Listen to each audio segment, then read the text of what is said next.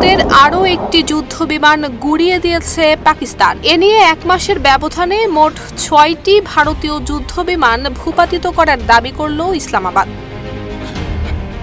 15 মে রাতে পাকিস্তানের প্রভাবশালী সংবাদ মাধ্যম এক্সপ্রেস ট্রিবিউনের দেয়া তথ্য অনুযায়ী পাকিস্তানের প্রধানমন্ত্রী শেহবাজ শরীফ নিজেই বিষয়টি নিশ্চিত করেছেন। তিনি বলেছেন, পাকিস্তানের বিমান বাহিনী কাশ্মীরের পাম্পুর অঞ্চলে শত্রুপক্ষের মিরাজ 2000 ভূপাতিত করে শত্রুকে কড়া বার্তা দিয়েছে। এটা কেবল একটি যুদ্ধ বিমান ধ্বংস নয়, এটা ভারতের হুমকির জবাবে পাকিস্তানের নির্ভুল প্রতিরোধ।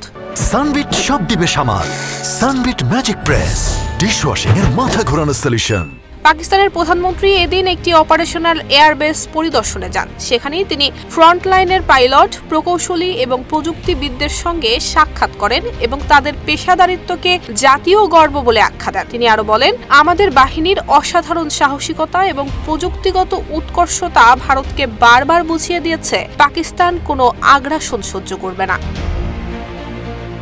এদিকে পাকিস্তানের আইএসপিআর এর বিবৃতিতে জানানো হয়েছে, প্রতিটি সফল প্রতিরক্ষা অভিযানের পেছনে রয়েছে সুশৃঙ্খল, নিখুঁত পরিকল্পনা এবং তাৎক্ষণিক প্রতিক্রিয়ার ক্ষমতা। শেহবাজ স্পষ্টই জানিয়ে দেন, ভারত যদি যুদ্ধ চায় তার ফল হবে ভয়াবহ। পাকিস্তানের বাহিনী প্রস্তুত, প্রতিটি ইঞ্চির জন্য তারা লড়াই করবে। আগ্রাসনের মুখে কখনোই নত হবে না পাকিস্তান।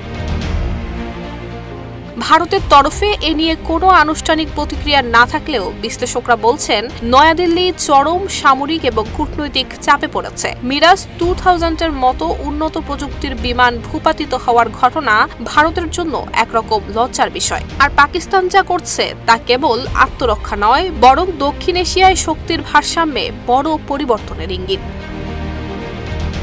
নুসরাত জাহান মেহেক, ঢাকা পোস্ট।